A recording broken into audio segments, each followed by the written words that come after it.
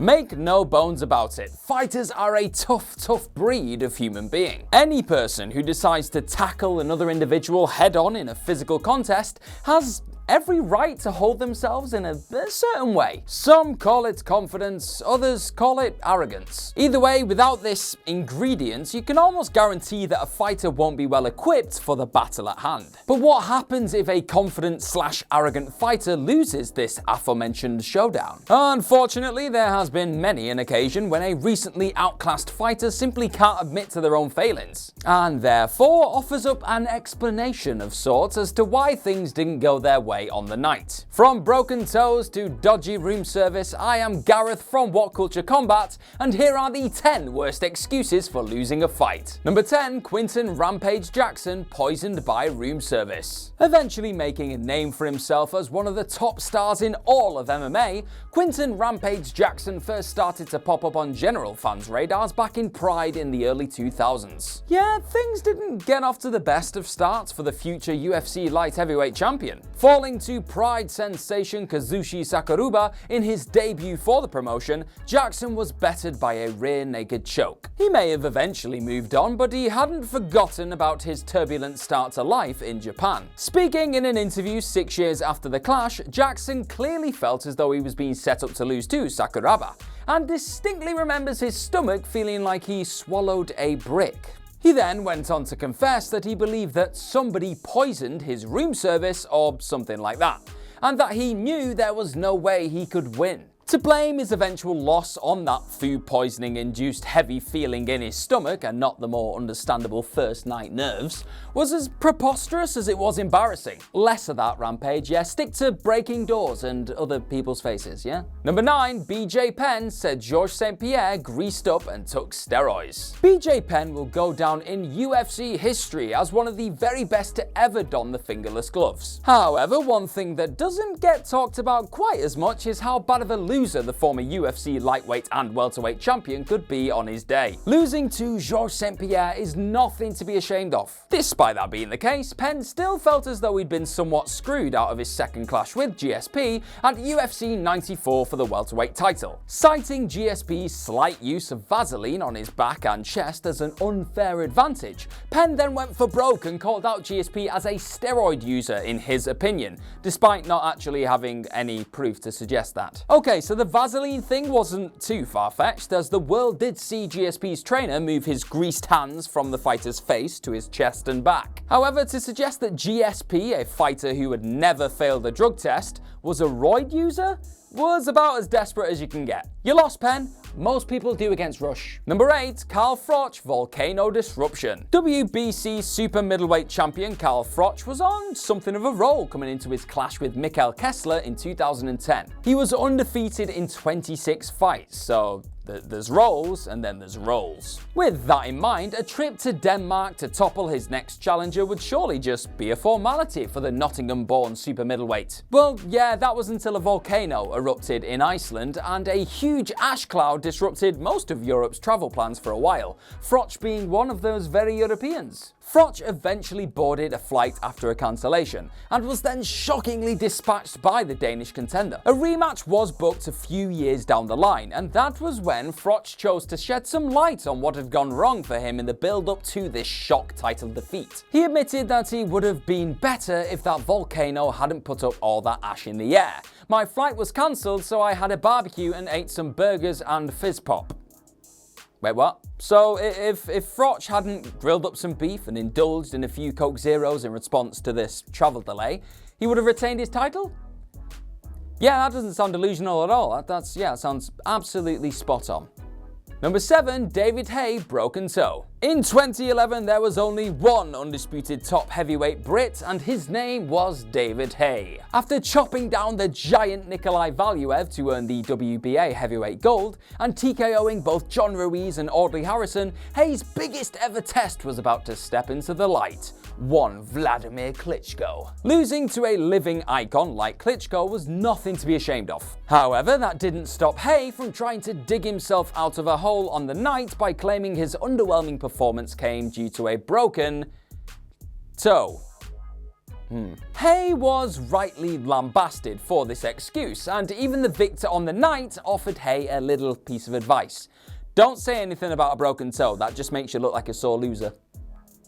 He's not wrong. Number 6, Colby Covington, fake fouls. Welterweight contender Colby Covington has become something of an absolute wind-up merchant in recent years. So it's been quite difficult to tell whether some of his words are God's honest truth or just means to further piss off his rival. After being beaten by welterweight champion Kamaru Usman at UFC 245 due to a bit of a contentious KO, it appeared as though fans were beginning to actually rally behind Covington. Then, in an interview with Ariel Helwani, Covington returned to his old ways and delivered a gluttony of excuses for his cheating out of the gold.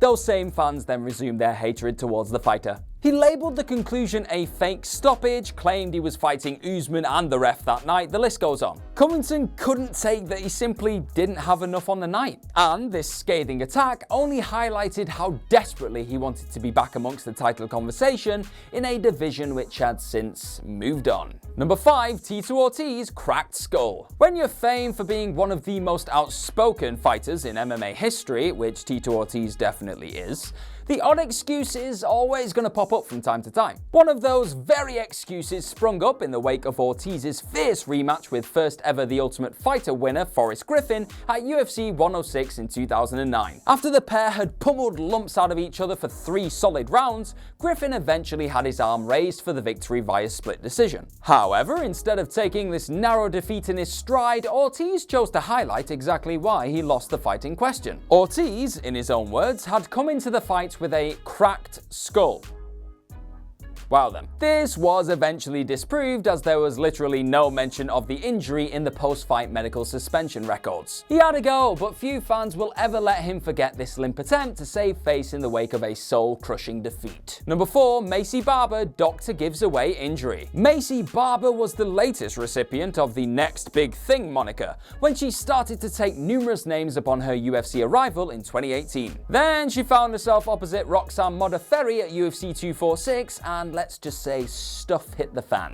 Barber was outclassed by the flyweight veteran early on. Barber's knee then completely blew out and she was forced to fight on one leg. A doctor was then called in to assess the star and announced to the ref that she had suffered a partial ACL tear. Barber would continue regardless and eventually lost the bout by decision. How did Barber react to this first taste of defeat? She launched an unnecessary attack on the doctor, who was simply trying to make sure she was fit enough to stay inside of the octagon. She claimed that this mid-fight assessment gave away that she was dealing with something, and this therefore gave Modafferi an unfair advantage. This theory turned out to be complete nonsense in the end, as Modafferi chose not to target Barber's knee, being the absolute saint that she is. Number 3, Andy Ruiz Jr. under training and partying. Andy Ruiz Jr. shocked the entire world when he managed to spark out Anthony Joshua inside of Madison Square Gardens and won the Brits heavyweight titles back in 2019. However, by the time that Joshua Ruiz Jr. 2 came around, the champ's new luxurious lifestyle may have become slightly detrimental to his preparations. Eventually losing the rematch, Ruiz Jr. confessed that 3 months of partying, celebrating, affected me. What can I say? You can't really get around the fact that he was being paid to fight, and nonchalantly spoke of how he had put on too much weight in the interim between the 2 clashes thanks to his overindulgence. This poor excuse also threatened to dampen the feat that was Joshua coming back from adversity to reclaim his beloved titles. And it also took a bit of the shine off of the character that was the plucky underdog version of Ruiz Jr. Number 2, Cairo Parisian, too talented to train. Confidence is obviously one thing. Blind arrogance is something else entirely. Cairo Parisian had amassed a decent record of 18 wins and 4 losses going into his clash with Thiago Alves at UFC Fight Night 13. Both were coming off of winning runs, so a fairly even contest was expected. Yet Thiago Alves was the star who continued his hot TKO streak by stopping Parisian early in the second round. Parisian fumed at the outcome, however he did offer a solution going forward. He informed us all that his worst enemy has always been that he's been too talented to train, and now it's just catching up with him. So let me get this straight, rather than applauding Alves for being the better man that night, he crapped all over the pitbull and made himself look like an arrogant prick by suggesting that he simply walked into most of his fights without any preparation. What a guy! Number 1. Deontay Wilder entrance gear was too heavy. Tyson Fury did exactly what he said he was going to do in the pair's legendary heavyweight title rematch in 2020. He walked down Deontay Wilder and knocked him out.